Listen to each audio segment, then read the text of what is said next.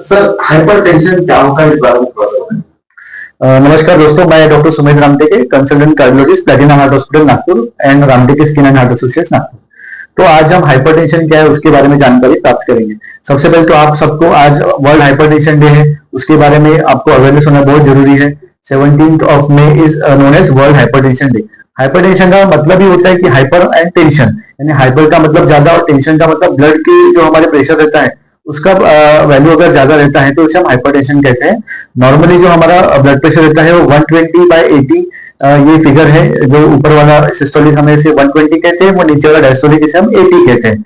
जब भी इसको जो रेंज रहेगा तो हमारा इन बिटवीन 110 to 130, ऊपर वाला इसको नॉर्मल कहते हैं और नीचे वाला जो है इन बिटवीन 70 to 80 to 85 तक। जब भी ऊपर वाला बीपी हमारा 140 या उसके ऊपर जाता है उसे हम हाइपरटेंशन कहते हैं। वो नीचे वाला बीपी 85 या 90 से ऊपर जाए तो उसे हम हाइपरटेंशन कहते हैं। वो उसके हिसाब से हमें दवाई चालू करना चाहिए। सर ये हाइपरटेंशन होने के कारण क्या?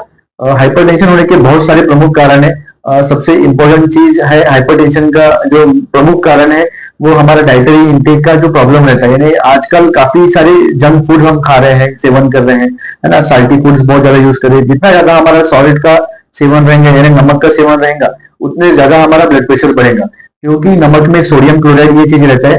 तो सोडियम का डायरेक्ट रिलेशन ब्लड प्रेशर से रहता है। जब भी सोडियम बढ़ेगा तो हमारा वाटर इंटेक बढ़ेगा, वो हमारा ब्लड प्रेशर बढ़ेगा। इसलिए जितना ज्यादा हम नमक खाएंगे इसलिए हमारा बीपी भी बढ़ेगा। इसलिए जो WHO, अमेरिकन हार्ट एसोसिएशन या फिर इंडियन एसोसिएशन की जो गाइडलाइंस है ये सब कहते हैं कि हमें नमक की मात्रा कम से कम रखना है।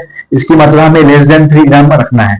दूसरा इंपॉर्टेंट चीज यानी स्ट्रेस, कोई भी तरीके का स्ट्रेस, मानसिक स्ट्रेस, इमोशनल स्ट्रेस या फिर एकदम एक्सट्रीम फिजिकल स्ट्रेस, इन चीजों की वजह से भी हमें हमारा ब्लड प्रेशर बढ़ सकता है। तीसरा इंपॉर्टेंट चीज यानी स्लीप, यानी स्लीप अगर हम हमारा प्रॉपर नहीं हो पा रहा है, कम स्लीप हो रहा है, नींद बरोबर नहीं हो रही तो आपका ब्लड प्रेशर बढ़ने वाला है। चौथा है सीडेंटरी हैबिट्स, यानी कि हमारा अगर शारीरिक निष्क्रियता है तो उसकी वजह से भी ब्लड प्रेशर बढ़ सकता है।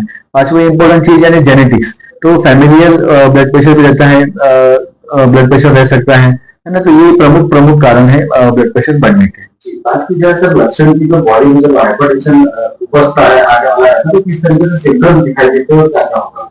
हाइपरटेंशन के प्रमुख सिम्टम हम जानेंगे तो आपके पास पेशेंट आता है, व्यक्ति आता है, वो कहता है कि उसे सिर में बहुत भारी लग रहा है, सिर दर्द हो रहा है या फिर चक्कर आ रहा है या फिर किसी किसी को सांस लेने में दिक्कत है। एसोसिएटेड फाइंडिंग भी रह सकती है, घबराहट जैसा लग सकता है, धड़कन भी अचानक से तेज हो सकती है। तो ये सिम्टम्स रह सकते हैं। प्रमुख जो सिम्टम है उनको सिर में दर्द होना, सिर भारी होना, चक्कर आना, बेहोशी जैसा लगना, आंखों के सामने अंधेरे आना, ये आपके हाइपरटेंशन के सिम्टम्स रह सकते हैं।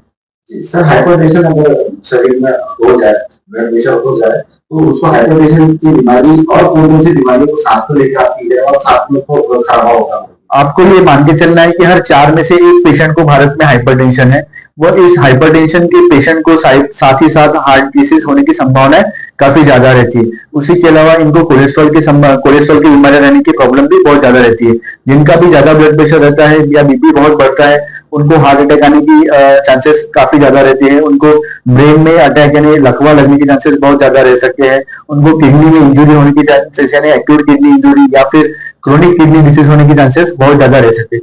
तो ये प्रमुख चीजें है, हार्ट, किडनी, हार्ट हो गया आपका, किडनी हो गया, ब्रेन, इन चीजों पे ज्यादा असर पड़ता है अगर आपका ब्लड प्रेशर ज्यादा रहता है। तो इसके अलावा बाकी शरीर के ऑर्गन्स में भी इन्वॉल्वमेंट होता है, जैसे कि आपके आंखों की रोशनी वगैरह, इसमें भी फर्क आ सकता है। तो ऐसा नहीं कि ब्लड प्रेशर बढ़ा तो सिर्फ आपके हार्ट के ऊपर असर पड़ेगा, आपके शरीर के सारे ऑर्गन्स के ऊपर ब्लड प्रेशर बढ़ा तो असर पड़ सकता है।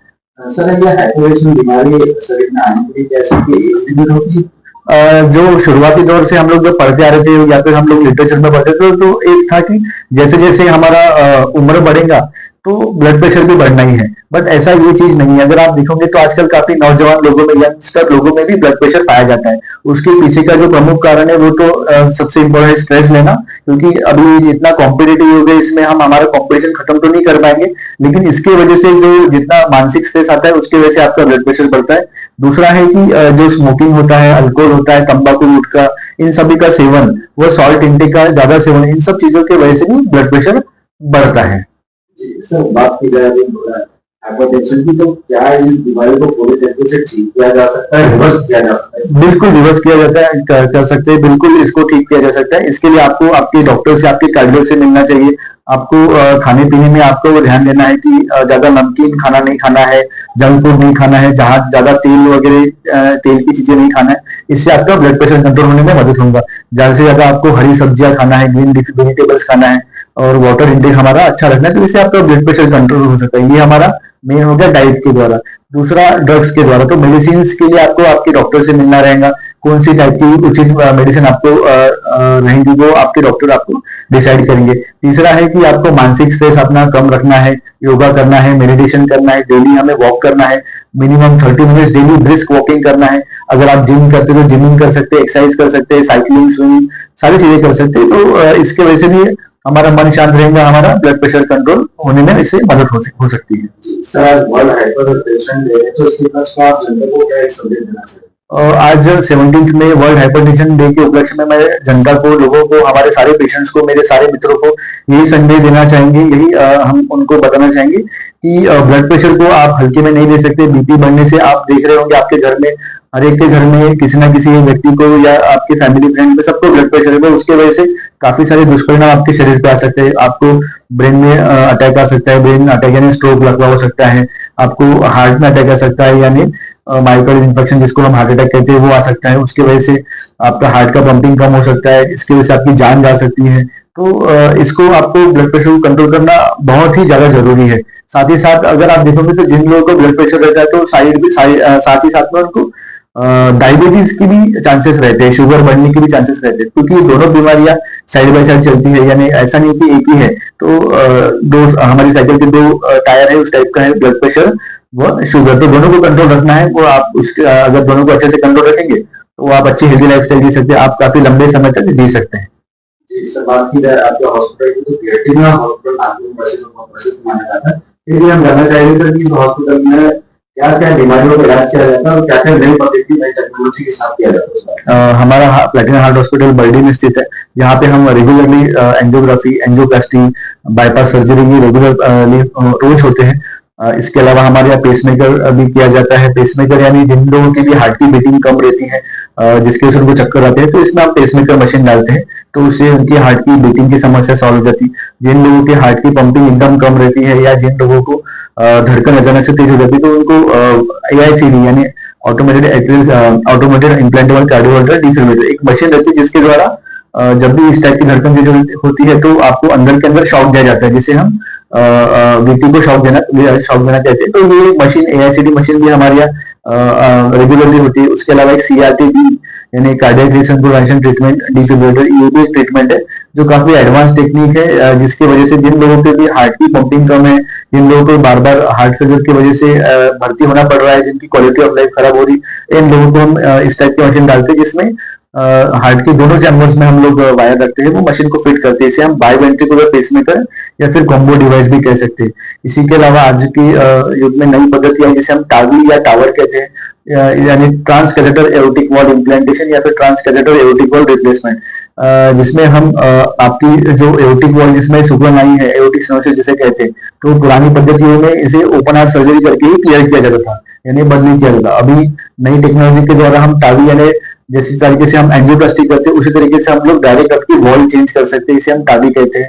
इसके अलावा अगर आपके हृदय में छिद्र है, ASD, BSD, PDA, तो इसके भी इलाज हमारे यहाँ किए जाते हैं। जिन लोगों के ब्लॉकेज बहुत जटिल रहते हैं, बहुत कैल्शियम रहता है, उनको नई पद्धति द्वारा कटिंग बलून टेक्निक से हम रिमूव करके स्टेंट डाल सकते हैं, या फिर एक रोटा एब्लेशन नाम का डिवाइस आता है, जिसमें हम ड्रिल करते हुए जो कैल्शियम एक्स्ट्रा रहता है उसे निकालते हैं।